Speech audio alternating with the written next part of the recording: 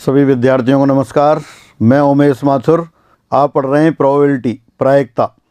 पिछली क्लास में आपने पढ़ाया था प्रायिकता का योग प्रमेय, एडिशन थ्योरम ऑफ प्रोबेबिलिटी। आज उससे हम आगे बढ़ते हैं। प्रतिबंधात्मक प्रायिकता, कंडीशनल प्रोबेबिलिटी। तो कंडीशनल प्रोबेबिलिटी, इसका क्या मीनिंग है? ये कोई घटना विशेष हो जाने के बाद दूसरी घटना के होने की प्रायिकता को बताती है। जैसे ये सैंपल स्पेस है, सपोज ये सैंपल स्पेस है आपका, और इसमें एक घटना ये है, इस साइड घटना ए दे रखी है। ये जो पोर्शन है आपका घटना ए को शो कर रहा है। अब कोई दूसरी घटना है बी, तो ये घटना बी हो गई। तो कंडीशनल प्रोबेबिलिटी में अपन क्या डिस्कस करते हैं कि ए हो चुकी हो तब बी के होने की प्रायिकता। मतलब घटना ए हो चुकी, पूरा सैंपल स्पेस तो ये बॉक्स बना हुआ था, जो लाइन ड्रॉ करती है उस लाइन के लेफ्ट हैंड साइड में वो घटना ए है, और जो सर्किल बता रखा है वो घटना बी है। तब आपसे ये पूछा जाए कि ए घटना हो चुकी हो तब बी के होने की प्रायिकता क्या है, यानी कि probability of happening of B when A has happen. तो ये बी के होने की प्रतिबंधात्मक प्रायिकता कहलाती है जब ए हो चुकी हो। और इसको कैसे डिनोट करते हैं अपन? जैसे probability of B oblique A, इस तरह से लिखते हैं, बी ऑब्लिक ए, या इसको ऐसे लिख देते हैं प्रायिकता ऑफ बी अपॉन ए। ये व्यक्त करता है बी के होने की प्रतिबंधात्मक प्रायिकता जबकि ए हो चुकी हो। Again, probability of B oblique A denotes conditional probability of happening of B when A has happen. और इसी तरह से अगर आप लिख देंगे ए ऑब्लिक बी, या इसको इस तरह से लिख देते हैं probability of A upon B, ये किसको व्यक्त करती है? ये व्यक्त करती है ए के होने की प्रतिबंधात्मक प्रायिकता जबकि बी हो चुकी हो। Again, probability of A oblique B denotes conditional probability of happening of A when B has happen. ये है। तो इसको पहले तो सिंबल अपन लिख लेते हैं एक बार। तो probability of A oblique B, ये है ए के होने की प्रतिबंधात्मक प्रायिकता, ए के होने की प्रतिबंधात्मक प्रायिकता जबकि बी हो चुकी हो। सिंबल बहुत अच्छी तरह से याद होने चाहिए। दोबारा लिख दें इसको, probability of A oblique B, conditional probability of happening of A when B has happen. तो ये है, ये सिंबल आपको बहुत अच्छी तरह से लर्न करके रखना है, कौन सा क्या व्यक्त कर रहा है। इसी तरह से अगर ये होता probability of B oblique A, तो ये व्यक्त करती है बी के होने की प्रतिबंधात्मक प्रायिकता जबकि ए हो चुकी हो। Again, probability of B oblique A denotes conditional probability of happening of B when A has happen. तो इसका फॉर्मूला बनाने के लिए या पूरी तरह समझने के लिए अपन क्या करते हैं, पहले एक एग्जाम्पल लेते हैं। तो एग्जाम्पल लेते हैं, फिर आगे फॉर्मूले की बात करेंगे। अब एक क्वेश्चन लिख दिया आपको, एग्जाम्पल 70। माना एक बामन ताश की गड्डी से एक पत्ता निकालने पर उसके कोई दरबारी यानी कि जो दरबार में बैठते हैं, राजा, रानी या गुलाम होने की घटना ए है, और उसके लाल पत्ता होने की घटना बी है। तब probability of A oblique B और probability of B oblique A आपसे पूछा है। पहले एग्जाम्पल की सहायता से करते हैं, फिर फॉर्मूले की बात करेंगे। Again, let A be the event of drawing a court card. Court card means either king or queen or jack from a pack of 52 playing cards. And B, event of drawing a red card. Then find probability of A oblique B and probability of B oblique A. तो देखो इसको कैसे करते हैं अपन। A तो आपने क्या बता दिया, घटना A तो है ताश की गड्डी से एक दरबारी निकालने की घटना, to draw a court card from the pack of 52 playing cards. और बी क्या है? बी है ताश की गड्डी से लाल पत्ता निकालने की घटना, to draw a red card from the pack of 52 playing cards. ये दो घटनाएं दे रखी हैं आपको, दोबारा देख लेते हैं। माना ए ताश की बामन गड्डी से एक पत्ता निकालने पर दरबारी होने की घटना ए और लाल पत्ता होने की घटना बी है। अब इसका अपन सैंपल स्पेस बनाते हैं। सैंपल स्पेस बना लिया आपने ये इस तरह से। अब एक तरफ तो लाल पत्ते होंगे और एक तरफ काले पत्ते होंगे, तो लाल पत्ते किस साइड हैं? लाल पत्ते आपने ले लिए, सपोज लाल पत्ते इस साइड हैं,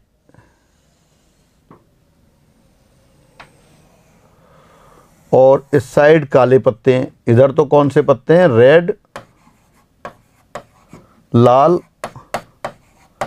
और इधर कौन से पत्ते हैं? इधर वाले पत्ते हैं आपके ब्लैक, काले। अब दरबारी किधर होंगे? दरबारी किधर होंगे? दरबारी दोनों तरफ होंगे, 6 दरबारी लाल होंगे और 6 काले होंगे। तो अपने वो वाला ऐसा बना देते हैं, फिर काले वाले दरबारी इधर और लाल वाले दरबारी इधर, 6। और कुल कितने हैं लाल पत्ते? 26, 6 इधर और 20 इधर। घटना क्या बताई थी अभी आपने? घटना लिख रखी है ये, ताश की गड्डी से एक दरबारी निकालने की घटना ए और ताश की गड्डी से लाल पत्ता निकालने की घटना बी है। तो ये जो number of points in B, ये तो कितना हो जाएगा? 26। Number of points in A, ये कितना हो जाएगा? 12। और number of points in A intersection B, दोबारा से ए कौन सी घटना है? दोबारा पढ़ लेते हैं एक बार। ए घटना है ताश की गड्डी से एक दरबारी निकालने की घटना। दरबारी कुल कितने होते हैं? 4 राजा, 4 रानी, 4 गुलाम, 12। और लाल पत्ता निकालने की घटना बी है, तो बी में लाल पत्ते कितने होते हैं? 26। तो दोबारा देखते हैं, बी में तो स्थितियां कितनी है? 26 हैं, और ए में कितनी है? 12 हैं। ए कौन सा है? दरबारी वाले। ये यहाँ भी लिख देता हूँ साथ साथ, ये दरबारी और ये लाल। अब A intersection B, A intersection B का मतलब है ऐसे पत्ते जो लाल भी हैं दरबारी भी हैं। लाल दरबारी कितने हैं? 6 हैं। अब आपसे जो पूछा गया है वो लेते हैं अपन। सबसे पहले लेते हैं अपन A oblique B, probability of A oblique B. इसका मतलब है ए के होने की, ए के होने की प्रायिकता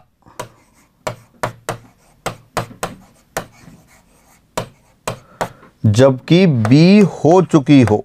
probability of A oblique B क्या है?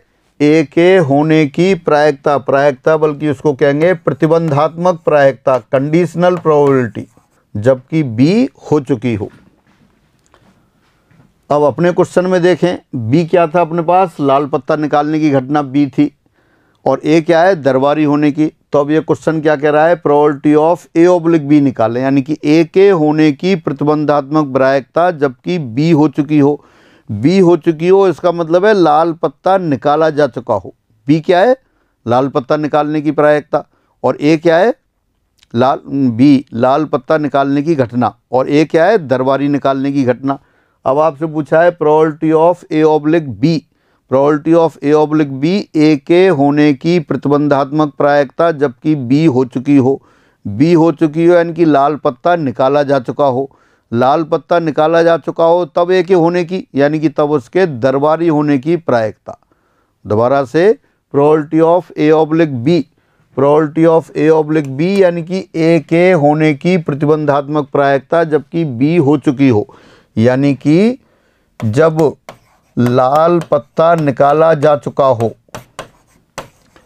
लाल पत्ता निकाला जा चुका हो, तब इस पत्ते के दरबारी होने की प्रायिकता ये है आपके पास। वहाँ तो आपने प्रायिकता वैसे लिख दिया भाषा में, तो यही छोड़ देते हैं। क्या लिखा? Probability of A oblique B, probability of A oblique B, A के होने की प्रतिबंधात्मक प्रायिकता जबकि बी हो चुकी हो। अपने एग्जाम्पल में क्या है?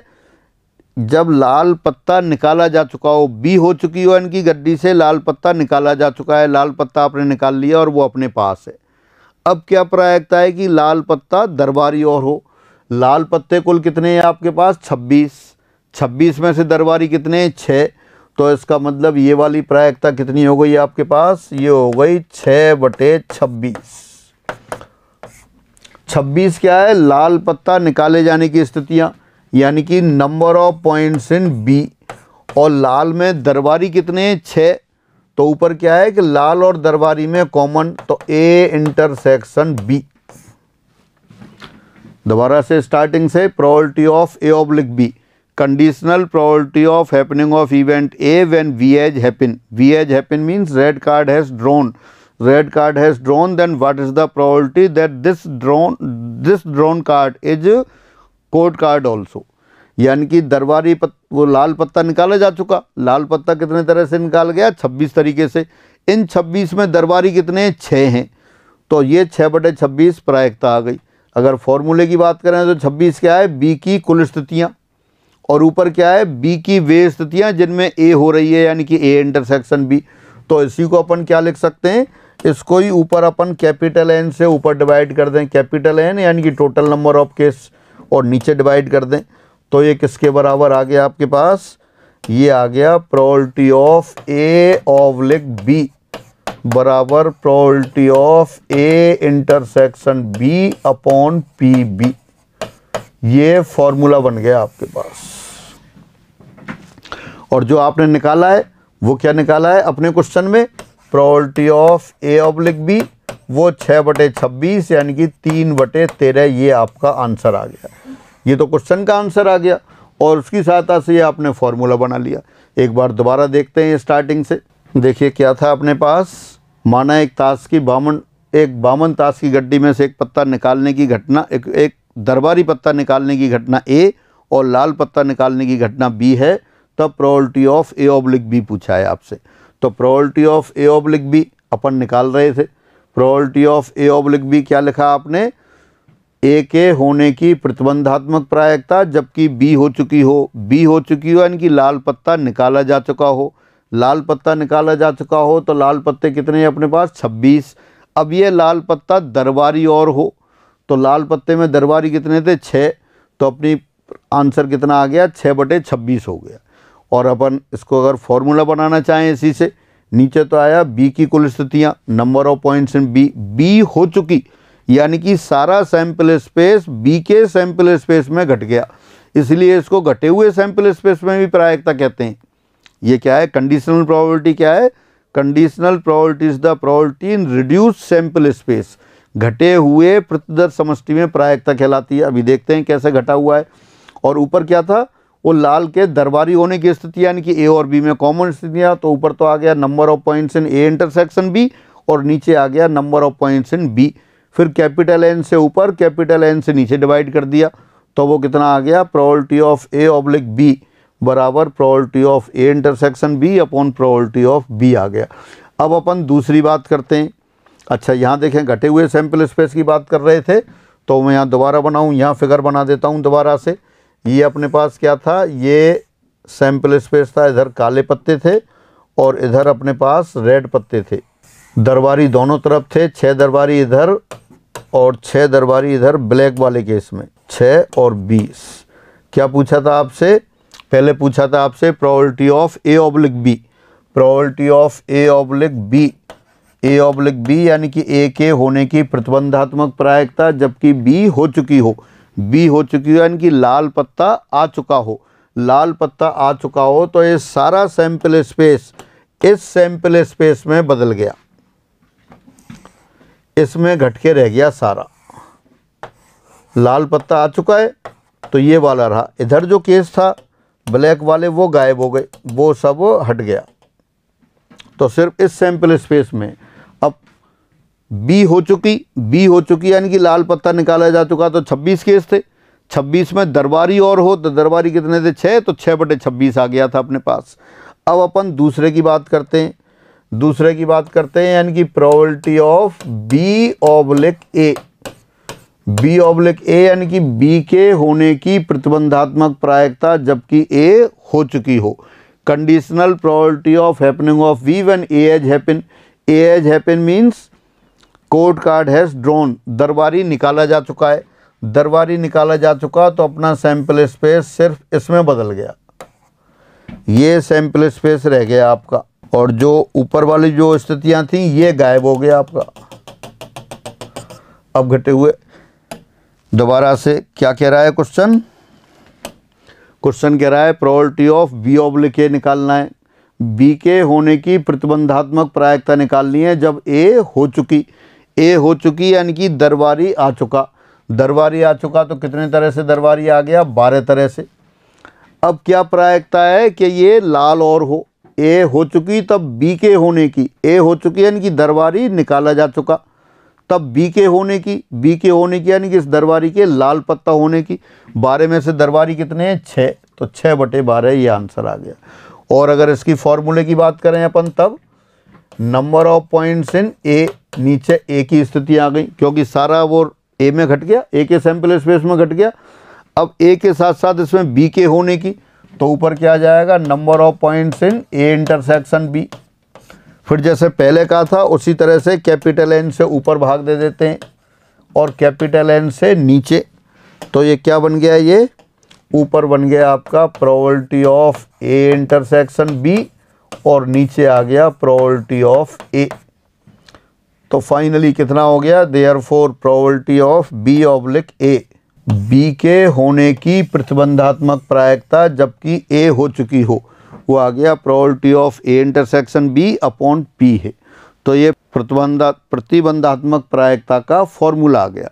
और अपने क्वेश्चन का जो आंसर कितना आ गया? Probability of B oblique A, B के होने की प्रतिबंधात्मक प्रायिकता जब ए हो चुकी हो यानी कि दरबारी निकाला जा चुका हो, तब इसके लाल पत्ता होने की प्रायिकता वो 6/12 यानी कि 1/2 आ गई।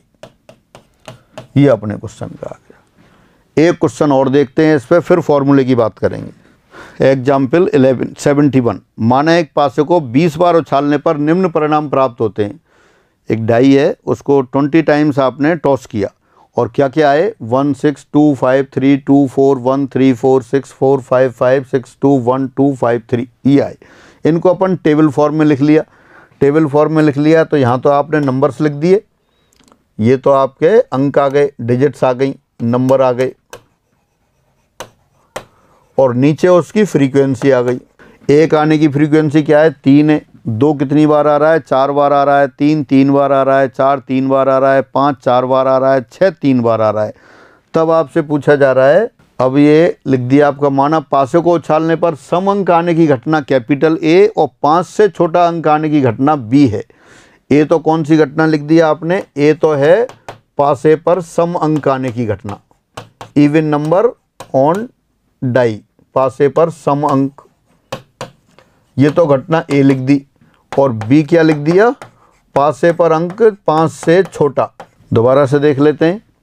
माना पासे को उछालने पर सम अंक आने की घटना ए और 5 से छोटा अंक आने की घटना बी है, तब probability of A oblique B और probability of B oblique A निकालना है।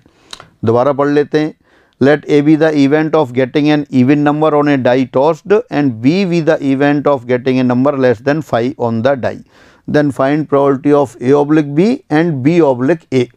दोबारा से पासे पर सम अंक आने की स्थितियाँ, जब आप पासे को उछाल रहे हैं, कितने 20 बार उछाला था, तो 20 बार उछाला था अपने पास, तो उसमें जो जो स्थितियाँ आई थी वो आपके पास लिखी हैं, उनको देख लेते हैं दोबारा से।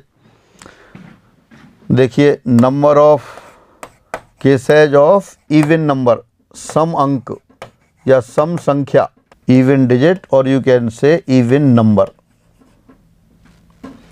इवन नंबर आने की स्थितियां कौन कौन सी बन रही हैं वो देख लेते हैं आप।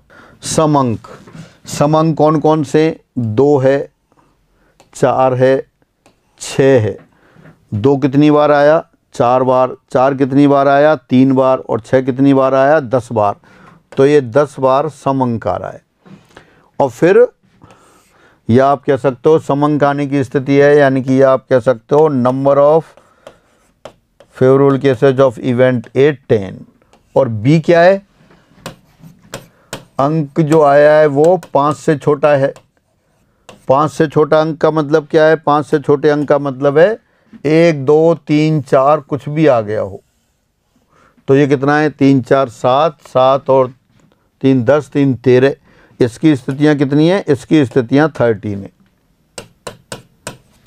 यह आप कह सकते हो number of favourable cases of event B, ये 13 है। अब ए और बी में कॉमन कितनी है वो और देख लेते हैं।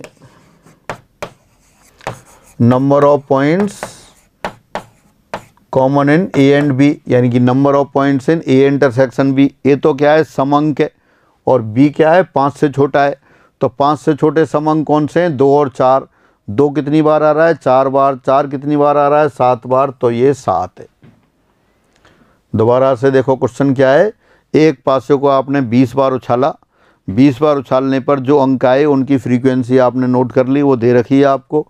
अब 2 घटनाएं हैं। घटना ए तो क्या है आपके पास, सम अंक आने की घटना ए है। ये पढ़ लेते हैं दोबारा से। सम अंक आने की घटना ए है, तो ए की अनुकूल स्थितियां क्या हैं, आपने कैलकुलेट कर ली, अभी 10 हैं। और 5 से छोटा अंक आने की घटना कौन सी है, बी है। और बी आने की स्थितियां कौन सी हैं, 13 हैं, वो आपने लिख ली। यहाँ देख सकते हैं बी के होने की स्थितियां, बी की अनुकूल स्थितियां 13 और ए की अनुकूल स्थितियां 10 हैं। और दोनों की जो कॉमन स्थितियां हैं वो भी अपन लिख लेते हैं। वो ए इंटरसेक्शन बी, वो 7 है। अब आपसे क्या पूछा है, अब आपसे कह रहा है probability of A oblique B निकालें। तो probability of A oblique B यानी ए के होने की प्रतिबंधात्मक प्रायिकता जबकि बी हो चुकी हो, ये है आपके पास probability of A oblique B, conditional probability of A when B has happen. और अपने क्वेश्चन में क्या है, पासे को उछालने पर 5 से छोटा अंक आ चुका हो तब इसके सम अंक होने की प्रायिकता, वो मैं नीचे लिख देता हूँ। पासे पर बी हो चुकी है, पासे पर 5 से छोटा अंक आ चुका हो, 5 से छोटी संख्या या अंक आ चुका हो तब इसके सम संख्या होने की प्रायिकता। तो देखें 5 से छोटा अंक कितने प्रकार से गिर रहा था, आपने पासा फेंका और पासा फेंका कैसा आ गया, 5 से छोटा अंक आ गया। 5 से छोटा भी आपने लिख रखा है कितने तरह से, 13 तरह से। अब उन 13 अंकों में सम अंक कितने प्रकार से, दोबारा देख लेते हैं।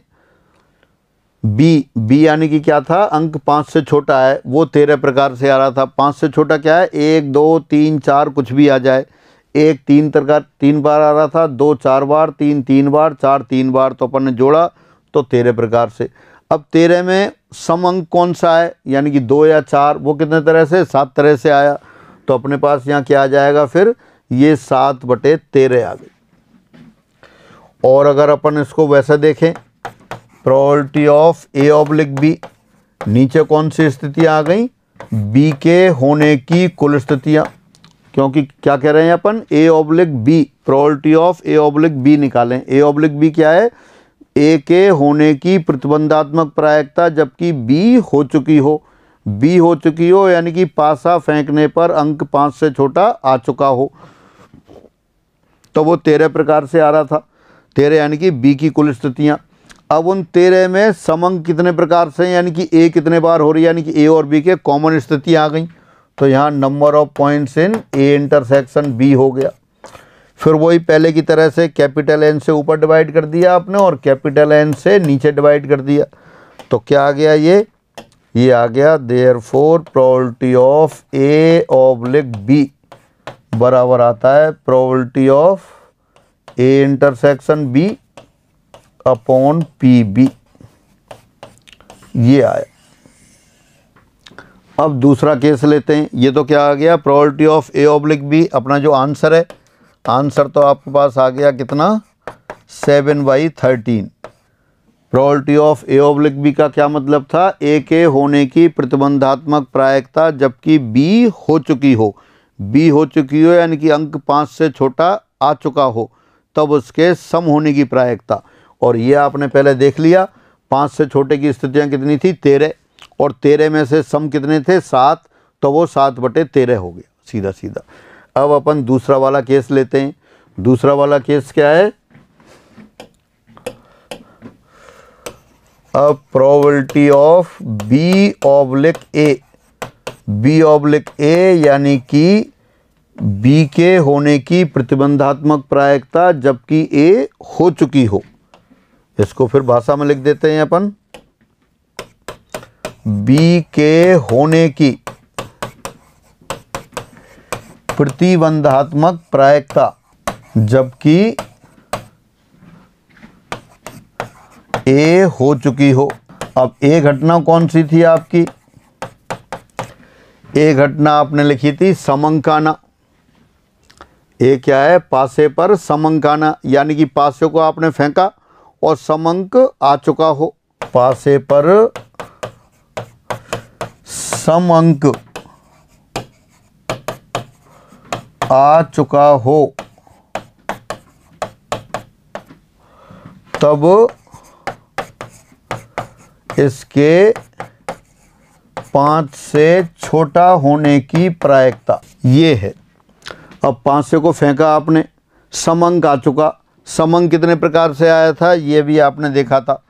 समंक आने की स्थितियां 10 हैं, यानी कि 5 से को फेंका, वो 10 में से एक तरह से गिर चुका। तो नीचे क्या स्थिति आ जाएगी? नीचे स्थिति आ जाएगी आपकी 10। अब क्या प्रायिकता है कि ये समंक 5 से छोटा हो, तो 5 से छोटे वाले केस कितने थे? 10 थे। तो ये अपने पास क्वेश्चन का आंसर आ गया।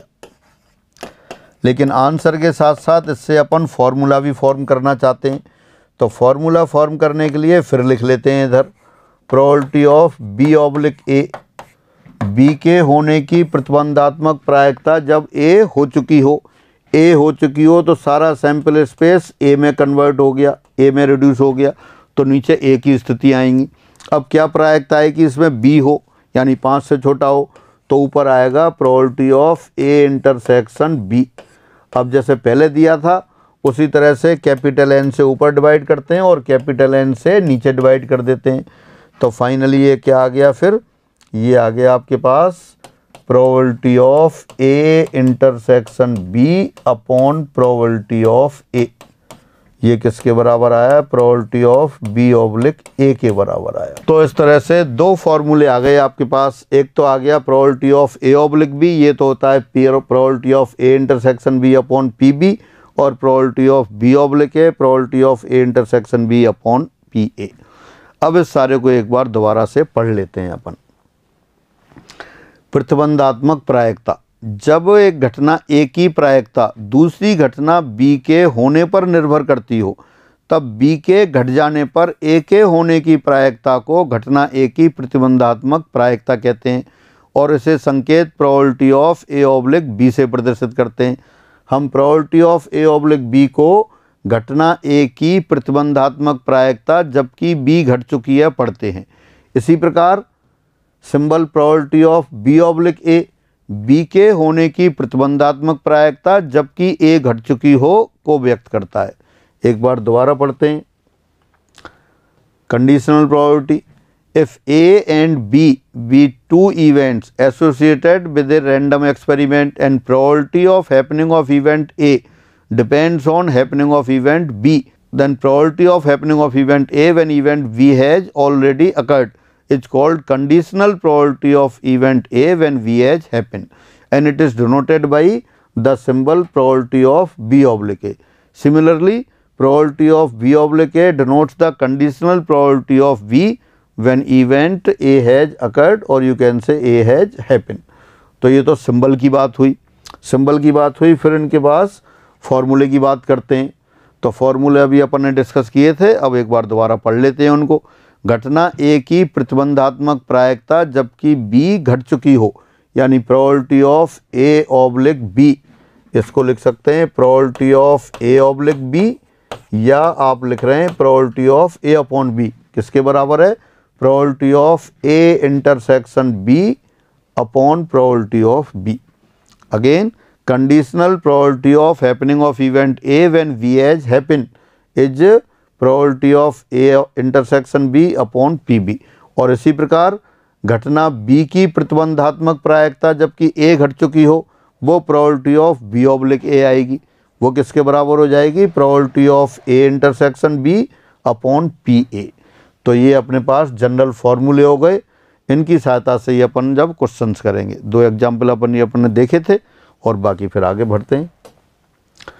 यदि ए और बी दो घटनाएं इस प्रकार हैं कि पी ए बराबर 1/2, पी बी बराबर 1/3 और probability of A union B बराबर 7/12, तब probability of A oblique B और probability of B oblique A की गणना करो। Again, if A and B are two events in such a way that probability of happening of A is 1/2, probability of happening of B is 1/3 and probability of A union B is 7/12, then find the probability of A intersection A oblique B and probability of B oblique A। अभी आप फॉर्मूले निकाल चुके हैं, आप पढ़ चुके हैं पीछे। probability of A oblique B ये किसके बराबर है? probability of A intersection B upon PB। तो यहाँ A यूनियन B दे रखा है, A इंटरसेक्शन B तो है नहीं, तो पहले A इंटरसेक्शन B निकालें। ये तो आपके पास प्रोबेबिलिटी दे रखी है, तो देखो यहीं से निकालते हैं, अपन कैलकुलेट करते हैं। Since probability of A union B किसके बराबर होता है? ये होता है probability of A plus probability of B minus probability of A intersection B. Therefore probability of A union B कितना दे रखा है आपको? 7/12 दे रखा है। ए यूनियन बी कितना है? 7/12, तो यहाँ लिख देते हैं 7/12। प्रोबेबिलिटी ऑफ ए कितना दे रखा है? 1/2। प्रोबेबिलिटी ऑफ बी कितना दे रखा है? 1/3 minus probability of A intersection B, ये निकाल लेते हैं। अब ये शिफ्ट कर दिया आपने इधर। Probability of A intersection B ये बराबर हो गया 7/12 माइनस 1/2 प्लस 1/3। 1/2 प्लस 1/3 5/6 हो गया। नहीं, उल्टा लिख दिया, ये इधर और ये इधर। ए इंटरसेक्शन भी इस साइड आएगा और ये इस साइड, तो 5/6 माइनस 7/12। 5/6 को लिख दिया 10/12 माइनस 7/12, यानी कि 3/12 हो गया। 5/6 को लिखा आपने 10/12 माइनस 7/12 यानी कि 3/12, 3/12 यानी कि 1/4। तो probability of A intersection B बराबर 1/4 आ गया। ये कैलकुलेट कर लिया आपने। अब देखते हैं, आप दोबारा से स्टार्टिंग से देखें क्या दे रखा था। यदि ए और बी दो घटनाएं इस प्रकार हैं कि ए के होने की प्रायिकता 1/2, बी के होने की प्रायिकता 1/3 और ए यूनियन बी के होने की प्रायिकता 7/12 है, तब probability of A oblique B और probability of B oblique A की आवश्यकता है। ए ऑब्लिक बी इसका मतलब है probability of A intersection B upon probability of B.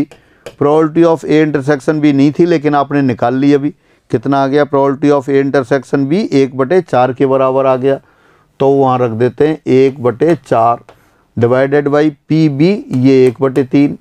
तो इसका मतलब अपने पास आ गया probability of A oblique B ये बराबर 3/4 आ गया। अब बी ऑब्लिक ए निकालते हैं और probability of B oblique A, B के होने की प्रतिबंधात्मक प्रायिकता जबकि ए हो चुकी हो, तो ये किसके बराबर आएगा? ये आएगा probability of A intersection B upon P A. Probability of A intersection B आपने निकाल ली पहले 1/4 और ये 1/2 है, तो कितना हो गया? 1/4 डिवाइडेड बाई 1/2, ये आ गया।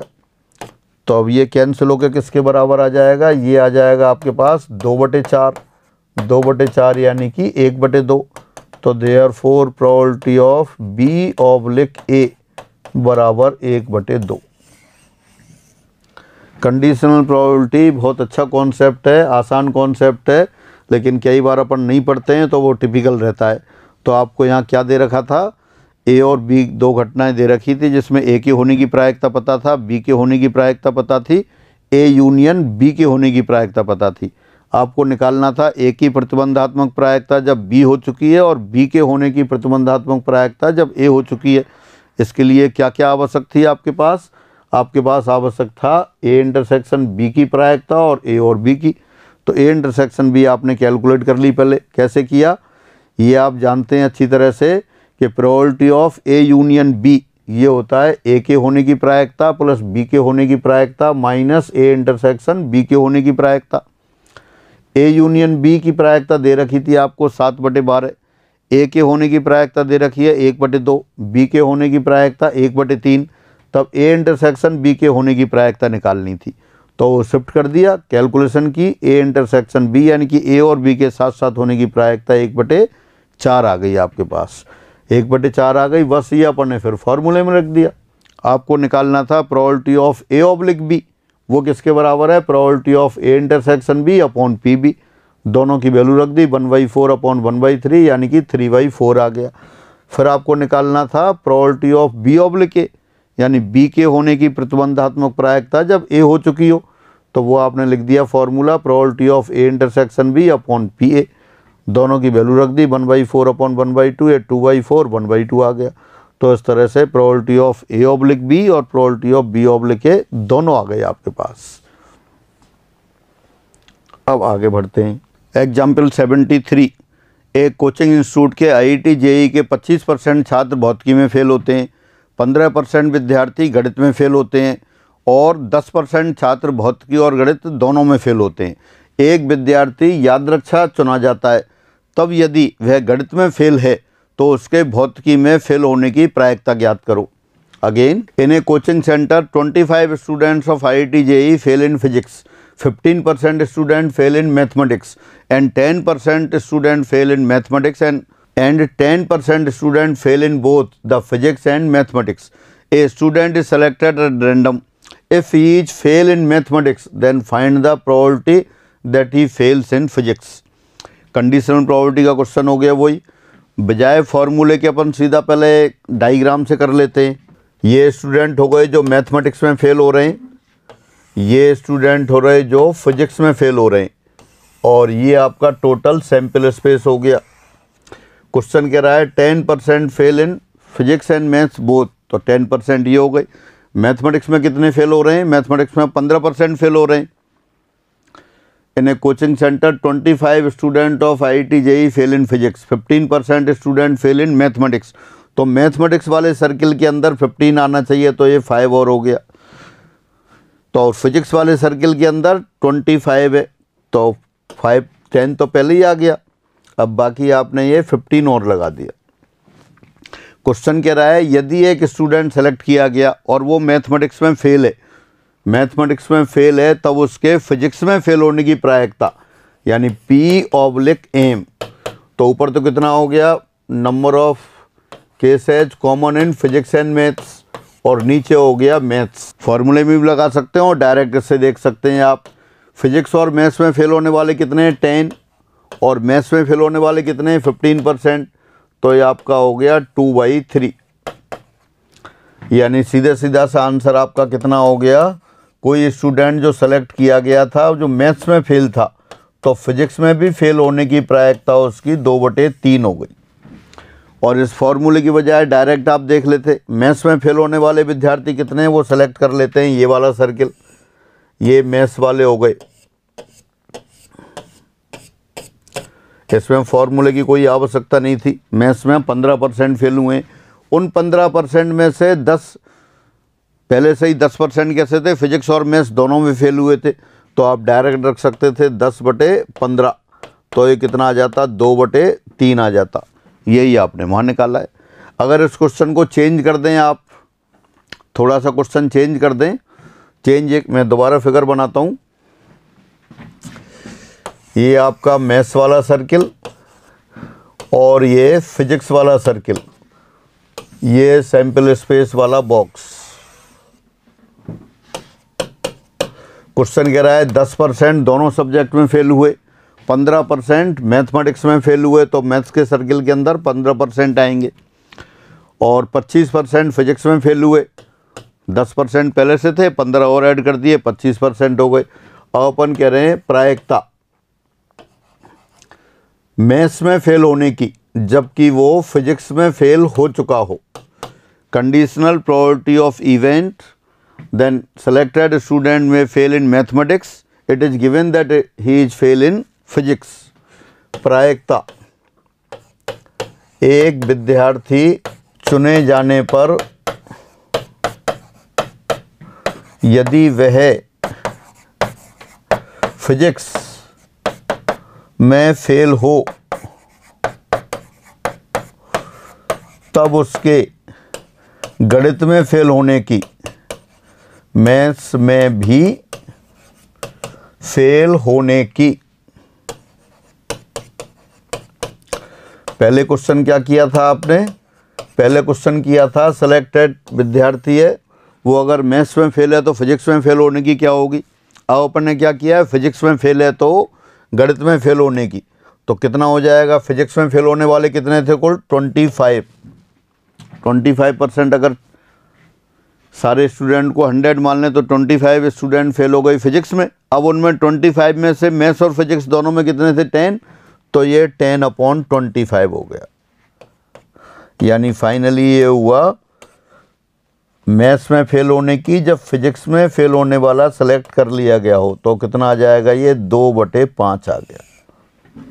तो एक ही क्वेश्चन के आपने 2 पार्ट किए। दोबारा से पढ़ लेते हैं क्वेश्चन। क्वेश्चन ये था, एक कोचिंग इंस्टीट्यूट के IIT JEE के छात्र हैं, उसमें 25% छात्र फिजिक्स में फेल हुए, 15% छात्र गणित में फेल हुए और 10% दोनों में फेल हुए। तो आपसे पूछा गया था यदि एक विद्यार्थी का एट रैंडम सिलेक्शन किया जाता है, गणित में फेल है तो फिजिक्स में फेल होने की, तो गणित में फेल है तो यानी कि वो 15% में से एक चुना। और 15 में से 10 स्टूडेंट कैसे थे? अगर 100 टोटल स्टूडेंट ले लें, 15 मैथ्स में फेल हुए और 15 में से 10 ऐसे थे फिजिक्स मैथ्स में दोनों में हुए, तो वो 10/15 हो गया था। अब अपन ने क्वेश्चन चेंज कर दिया। अगर चुना हुआ छात्र फिजिक्स में फेल हो तब उसके मैथ्स में फेल होने की प्रायिकता है। तो फिजिक्स में कितने हो रहे हैं? 25। ये आपने सॉल्व कर लिया था। फिजिक्स वाले सर्किल के अंदर कितने हैं? यहाँ फिजिक्स वाले सर्किल के अंदर हैं आपके पास 25 स्टूडेंट। तो 25 में से कोई एक सेलेक्ट किया और एक सेलेक्ट किया, अब उसके मैथ्स में फेल होने की क्या प्रायिकता है? तो 25 में से 10 थे तो वो 10/25, यानी कि probability that selected student fail in mathematics when it is given it is fail in physics, तो 2/5 हो गया। तो दोनों प्रॉब्लम आपकी ये सॉल्व हो गई। तो इस तरह से प्रतिबंधात्मक प्रायिकता के आपने कॉन्सेप्ट देखा और उस पर कुछ एग्जाम्पल देखे, और इसके आगे और एग्जाम्पल लेते हैं फिर अपन अगली क्लास में लेते हैं। आज की क्लास में इतना ही। सभी को नमस्कार।